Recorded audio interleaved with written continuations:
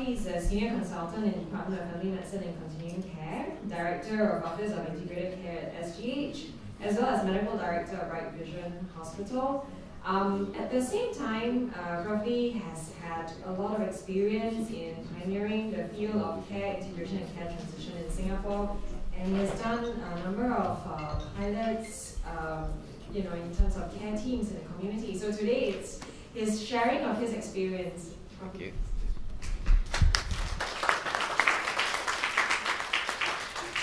Thank you, Wai Ling. I speak as someone who's one of the program leaders. I was just telling Prof. Leslie Curtis, I wish I had heard her talk and all these other talks of 12 years ago. That would have saved me a lot of pain and some near-death experience, I think. So this is my personal journey, so take it with a pinch of salt. So most of the science usually start off with a problem, right? We are always very quick to come to a solution. There's a problem, let's do a solution, and then just fire away and then hope everything works. But behind that, there is actually a theory, which is the assumption of causality, and thereafter we then try to prove it either one way or the other. But sometimes we just forgot about proving it, we just can't continue doing it. So it all started about 12 years ago, when I have a different hairstyle and a bit more guts, I think. A bit foolish and naive. And, so they were saying, oh, there's this problem. The problem is care is fragmented. The assumption and the theory is that it's because it's too many specialists and so on. So why don't we get generalists? They look around and say, hey, family physicians are quite good. Some of them are quite well trained. Can we bring them to the hospital, take care of the patients in the hospital, and then maybe the problem will be solved? So that was the theory, and that's how I ended up embarking on this journey. So this summarizes the 12 years of things that we have done. But we were quite, well, thankfully we decided we should collect data before we just continue working on our problem. So it started back in 2006, that's when the GP unit came into the hospital. We were given 34 beds and we said, okay guys, do your best, do your family medicine magic, bring them back into the community, and let's piece the things together again. So we have 34 beds in a medical unit, and any patient that come from the A&E into this, in this unit, then we manage this new way. Focus on care integration. At that time, we didn't even know it's called care integration, and focus on bringing them back into the community. So then, but we did, like let's say we just did whatever data we can collect, is quasi-experimental. So we did a cohort study, and comparing what we do and what the general usual care is, we found that readmission, everything is about the same, mortality is about the same, if not worse, but there was a decreased length of stay by 1.1 days, which translated to savings, and everyone was very encouraged. So we're going on, and then along the way, SGH has started one of the prototype of the transitional home care programs. Home care usually is done by GPs in the community. They feel that if we have a home care team based in a hospital that follows the patient out into the community, then maybe we can do better. So it was a very rudimentary unit. There was only one doctor who's part-time, no nursing support, nothing, and then just going around trying their best to help. So they say, why don't you guys take this over and put in a multidisciplinary team and see whether it makes a difference. So we brought in nurses, doctors, we have a more structured way of delivering this transitional home care using the principles of family medicine again. And we do this transitional home care in 2008, and we collect the data, again, quasi-experimental, very rudimentary, pre-post, we just see what happens. And we were very impressed by ourselves. There was a 51% reduction in hospital admission, 47% reduction in A&E visits, and most of the time they stay shorter in the hospital by about 12 days. Okay, so then when we look back, it seems too good to be true. We think it's probably working, but how do we know for sure it works? We know the limitation of quasi-experimental studies is pre-post, and maybe it's just regression to the mean, and we're just congratulating ourselves for something that happens naturally. So we said the next time we do something, we should do a randomized control trial. So we went around, we went to the UK, we saw this National Health Service integrated care pilots. So they have this concept called a virtual ward. In a virtual ward, what happens is this: they see that you don't have this ward process taking care of a patient in hospital. It works very well, right? What if, when they leave the hospital, we continue this ward-based care with a team of doctors, nurses, social workers in the community now, headed by the GP, And maybe if we continue to care for them, like in the hospital, in the virtual ward, then they should do better. Then we thought, wow, that's a great idea. So we started our own virtual ward experiment. So we formed a team, we did multidisciplinary team meetings. When the patients leave the hospital, we jump onto them and we try to do the best we can. But results weren't very good, right? We feel that it was sometimes too late. The horse has already left the stable. All the disintegrated care, the fragmented care and so on, has already happened, and by the time you rush in when the patient left the hospital, it's too late to reverse all the bad decisions and the lack of follow-up that needs to be done. It's too late. And then most of the time we show up and say, oh, no matter what we do, we still have to send this guy back to the hospital again. So, and the results was not surprising. There was no difference in the length of stay and the readmission rates, but the patients, of course, were very happy because someone really cared for them and really appreciated the care that we had. And then subsequently, we also found that our findings were validated. The original team who did the virtual ward in the NHS also conducted a study, and they found that there was no difference in outcome. So we were a little bit defeated, and then we say, I think what we did in 2006 and 2008 should be combined into this, and I think we feel that it should make a difference. That was our hunch. And then along the way, we read this book by Michael Porter, Harvard Business School. We talk about value-based healthcare, right? It actually stemmed from his book called Value-Based Healthcare. It's a book that I recommend everyone to read. And he said, and one of the key concepts is that if you want to make a difference in this integrated care business and deliver value-based care, you need to have an integrated practice unit focused on this particular problem. And you must organize care as a team focused on tackling this problem. So we incorporated this idea into all the things that we have done in the past. And then we said, let's run the randomized control trial again. It's pretty nicely done. In those days, there were very little confounders because not many people were on the bandwagon of integrated care. So we actually had a good sample size, 400 in the control, 400 in the intervention arm. And then we hit pay dirt because we found that finally it worked. There's a 33% reduction in readmission, 40% reduction in A&E visits, and again reduction of length of stay by 2.15 days, which is not too much, but if you think that the acute hospitals length of stay at that time was about 6 days. So again, it's about 31% reduction. So we're very encouraged and say, wow, this is good. So we said now we need to bring this pilot into the community, right? So we look around and say, where should we start? And there's this community called Chin Sui, some of you may know. It's just across the road from SGH, very deprived neighborhood. 1-2 roomers, people saying this is one of the hotspots of high readmission rates. And this is an article, newspaper article around Christmas in 2015. One of the homeless person was found dead, and there was sort of soul searching and reflection and say that maybe this is why these are the people we need to help. And these are the areas that keep coming back to our hospital all the time. So we said, let's bring our model into this community. And we did a little bit of a participatory action research at that time. We engaged all the people. We found when we went there and we were introduced by one of the very passionate leaders in the Ministry of Health, our former Deputy Secretary, Bill Zinwood. He introduced us to this. Why don't you talk to these guys? This is a neighborhood that has a lot of problems. Why don't you talk to these guys? So she connected us with Care Closer to Home, which is a service run by AIC to provide personal health care, personalized health care to people who are deprived, socially isolated, and with medical problems. Aging Gracefully at Home is run by the grassroots organizations.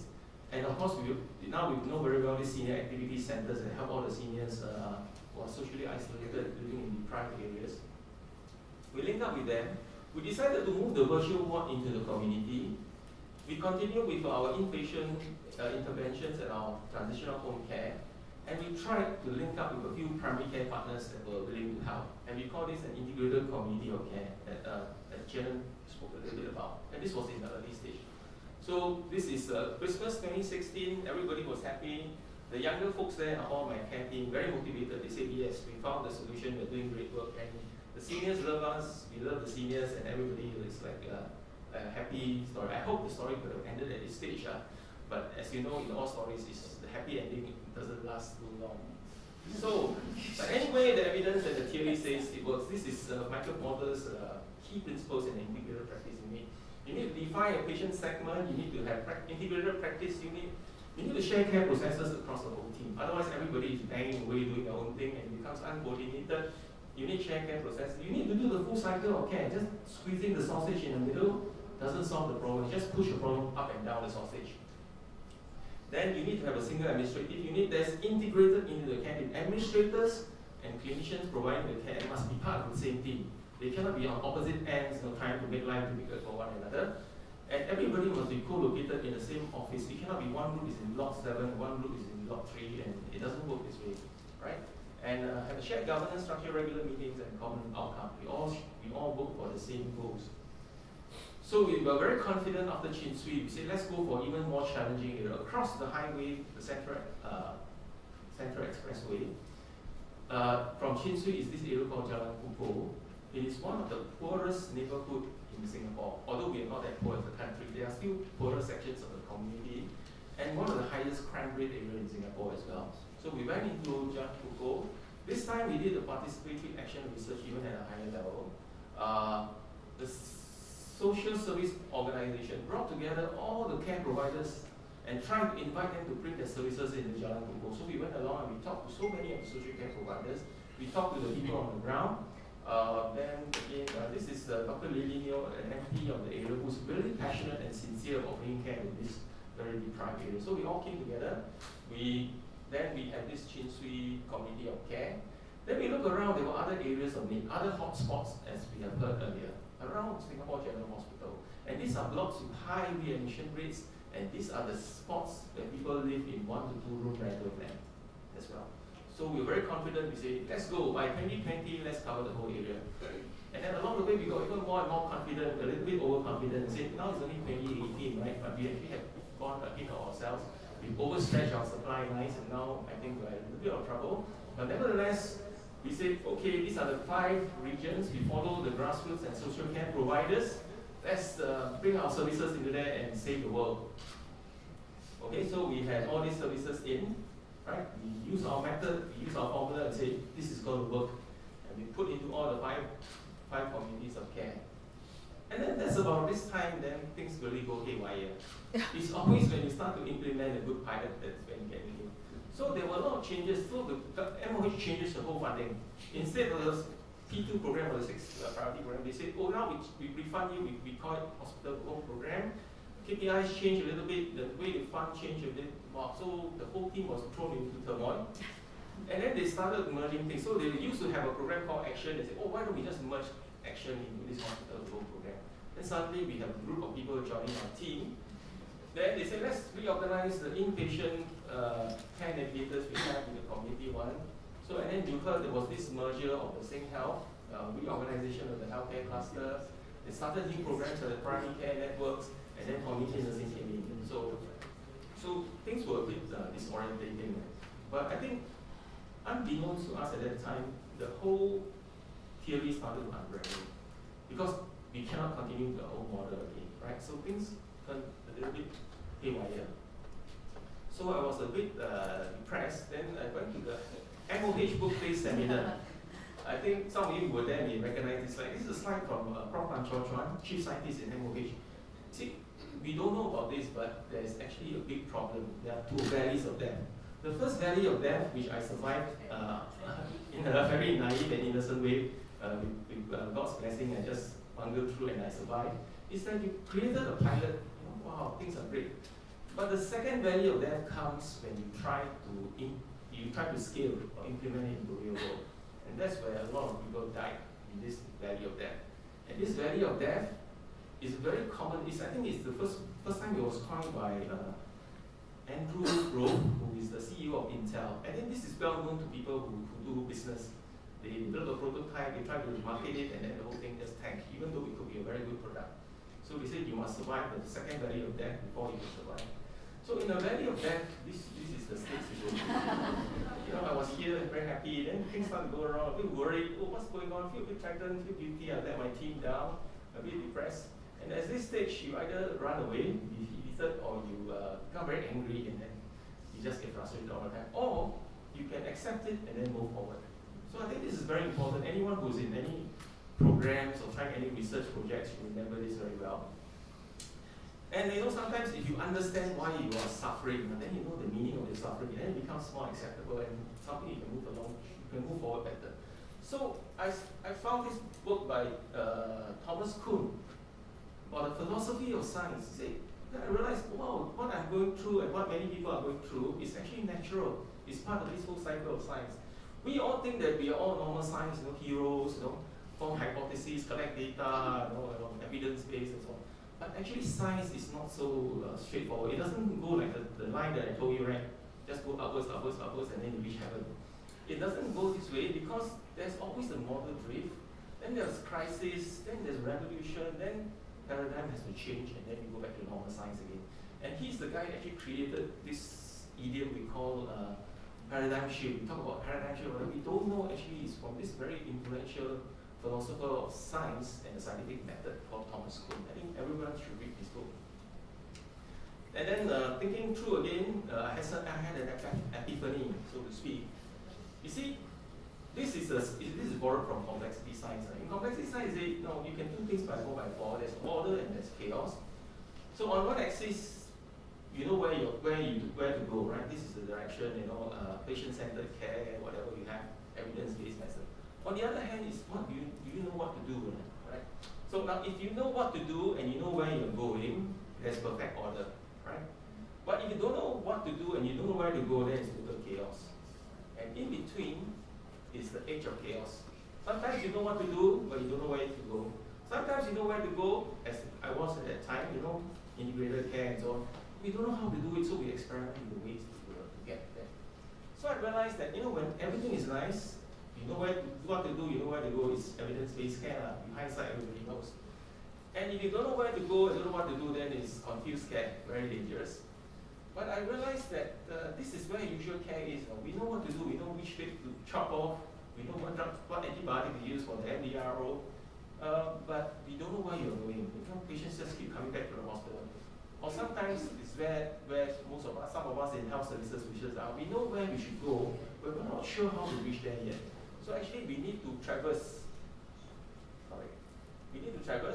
To different ways. So I'm going to show you a short 3-minute video clip. 3 minutes, just like, oh dear, I've got only 3 minutes to show it. Okay, so I hope it runs properly. So Clay Christensen, one of the most influential thinker. He's a business. He's my adopted mentor. I think I better show you the video. I think he says it better than me.